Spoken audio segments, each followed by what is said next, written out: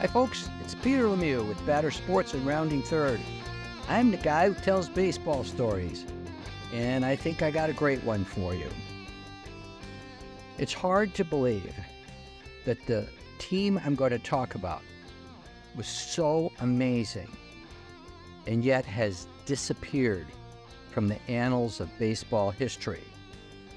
Let me get started. We have to go back to the year 2001. Now, in September, to be specific, September 11, 2001, 9/11, terrorists attacked the World Trade Center. The Twin Towers, in a matter of hours, burst into flames and then crumbled to the ground. They ceased to exist, and Americans all around the country watched it. I had a son who just moved to New York City, blocks from the World Trade Center, on September 1. He and his bride, they had just gotten married, watched the whole thing from their apartment window. The results of this is Americans sat there, shocked, angry, fearful.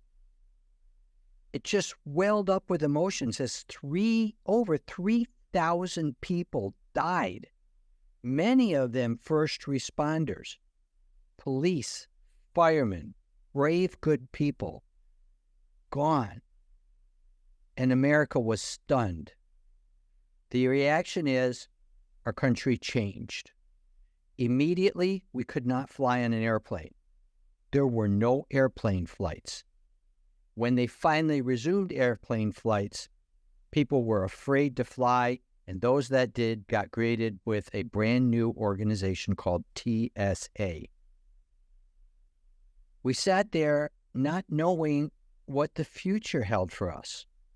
Obviously, all of sports stopped. It was September. Football had just started, college football, pro football. We were in the final months of a playoff race in baseball. It all stopped.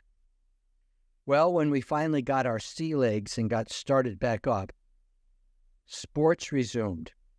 And it was, as usual, the beauty of sports that united us and brought the nation back together in some semblance. The first baseball game held in New York, where this all happened, was a home game of the Mets. That night, they honored first responders. There were all kinds of signs, and players wore things on a uniform for the New York Police Department, Fire Department. They had all kinds of things to recognize the bravery of these people. And the game was sold out. And being New York and the drama of baseball, wasn't it perfect that the game ended in the last inning when Mike Piazza hit a home run to win the game for the Mets? And the fans exploded and went home with some sort of joy that they hadn't felt in a while. So it's this year that I want to talk about. To finish the story, the Yankees made it to the playoffs. The Mets did not, but the Yankees made it to the playoffs. And in upsets, beating teams favored better than them, Oakland and Seattle, they made it to the World Series. And it was a time when people thought, it's karma. New York is going to win the World Series. Now, to refresh your memory, they had won 3 years in a row. They were trying to win for their 4th straight year. And all the miracles of baseball happened for them. A 9th-inning home run in Game 4, a 9th-inning home run in Game 5. They had a 3-2 lead. They went to Arizona to win the World Series, and they didn't, losing a lead in the bottom of the 9th inning in one of the most exciting and dramatic World Series in history. However, my friends, this is not a story about the New York Yankees or the Arizona Diamondbacks. It's a story about the very best team in baseball in 2001, and it wasn't even close. But because they didn't win the World Series, many people have forgotten this ever happened. The Seattle Mariners in 2001 won 116 baseball games. Get your head around that number. 116 wins, tying the major league record for the most wins ever with the 1906 Chicago Cubs. 116 wins. The Oakland A's had a great team. They won 102 games and finished 14 games out of first. So what was the deal with Seattle? Seattle won with an amazing offense. People who had the years of their lives. They had a second baseman named Brett Boone. Yes, that's Aaron Boone's older brother. He never had another year like this. But in 2001, Brett Boone batted .331.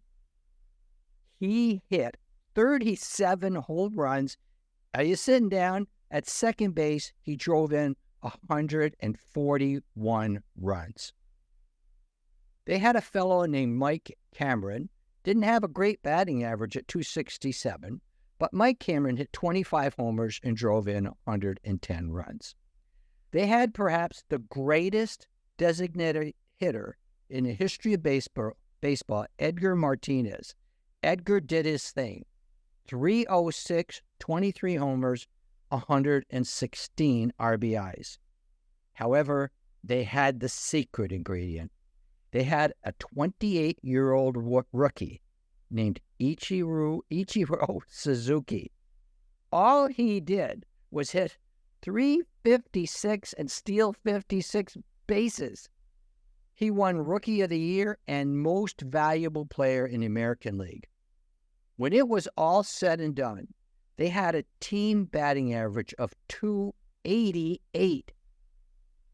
I told you this team won 116 games. 59 of their wins were by 4 runs or more. Do the math. Half of their wins were slaughters, 4 runs or more victory. Now, okay, how was the pitching? Didn't matter, okay? The pitching was with people that are not going to rock your world with famous names. They had a pitcher named Jamie Moyer, who pitched a long time, crafty left-handed pitcher. All Jamie Moyer did was win 20 games with a .343 earned run average. They had another pitcher named Freddie Garcia, who won 18 games with a .305 earned run average. Paul Abbott won 17 games, even though his average ERA was over 4. And Aaron Seeley, with a .360 earned run average, won 15 games. Well, let's tell the truth. When you're hitting .288 and winning your games by over 4 runs, there's a lot of wins to be distributed among your pitchers. Their closer was a fellow named Sasaki, Kazuhiro Sasaki. Everyone remembers him, right? As a closer, his ERA was only .324, but he saved 45 games. Like I said, there's 116 wins to distribute among your pitchers. So I said, well, this team was all offense. And then I looked at the statistics for the league. Do you know, as average as that pitching staff sounded, they had the lowest earned run average in the American League. Now, I want you to reflect on this. Imagine you live in Seattle. Imagine you're a Mariners fan. This year had to be 6 of the most glorious months of your year, of your history. Every night your team was winning. Every night your team was winning by a lot. And they were hitting, and Ichiro was stealing bases, and they were pitching well, and they just ran through the league like they were the varsity playing against the junior varsity for a whole season. Of course, the tragedy came as that when they got to the finals of the championship series, they hit a buzzsaw in the Yankees. and lost 4-1, and their season ended. Heads down, in disgrace. Do you know it took 22 years for the Mariners to get back to the playoffs? The Mariners are an organization that has never played in a World Series. But I want to look at the positive. You know, those of us who are baseball fans, we live and die during the season. Mostly we die because only one team wins, right? But we have our moments. That game when we score 4 runs in the bottom of the 9th and beat a team. That game where we just embarrass our rival and win 9-0. Just moments where our team makes us feel good. And if we're a good team, maybe 52, 53% of the time, we end the day with a victory. Can you imagine a year when your team wins 116 games, half of them by more than 4 runs? How much fun was that for the Seattle fans, watching their team every night destroy people? And then, because we're a nation that only recognizes world champions, they are forgotten. Well, I'm saying today, we're not going to forget the 2001 Seattle Mariners. Their manager, by the way, a guy who came from the Yankees named Lou Piniella. All of that's nice. I just want, as fans, to reflect on the fact that 6-month season interrupted by the tragedy of September 11th had to have been greatest baseball season for Seattle fans ever, and maybe into the future. It's always remembered. The problem is Seattle is in the Northwest, not followed by the nation because they play their games late at night, and most of the nation doesn't even know they were that good. And if they know, they have forgotten it, but not rounding third. Today, I say, Seattle Mariners of 2001, you were a tremendous, fun team to follow. So I want to thank all of you for listening to my stories. If you're having a good time, like, subscribe, give us a 5-star rating. Grow the family. The comments my followers make after my stories are awesome. Smartest baseball people in the world are following these stories. Subscribe and join us.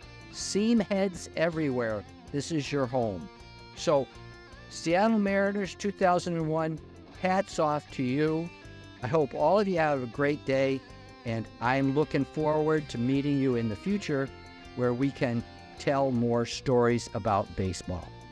So, goodbye and good night to everyone.